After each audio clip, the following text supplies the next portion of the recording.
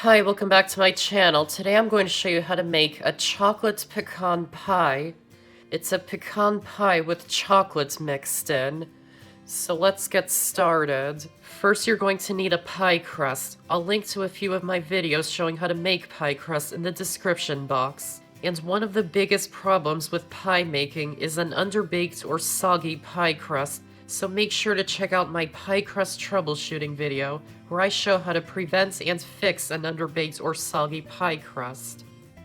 Keep the pie crust in the fridge to keep it well chilled, or just set it aside if you decided to blind bake the crust. Preheat the oven to 375 degrees.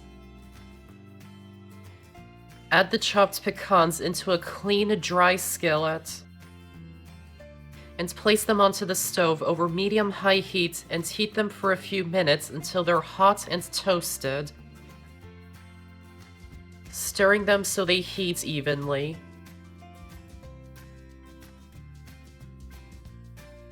Remove it from the heat and set it aside.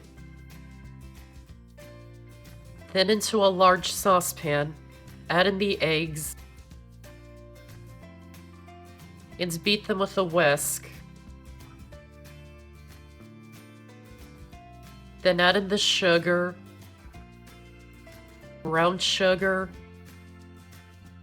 salt, chopped dark chocolate, and butter, and place the saucepan onto the stove over medium heat and heat it until the mixture is hot, the chocolate and butter have melted, and all the sugar has dissolved, but don't heat it until it's bubbling.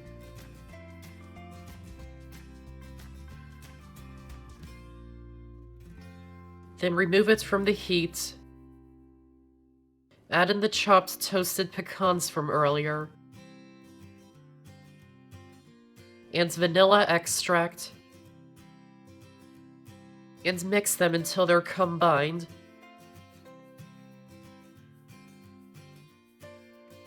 Pour the mixture into the prepared pie crust. And if you like, you can top it with some halved pecans for decoration. You don't have to toast them because they will toast in the oven since they sit on top of the pie.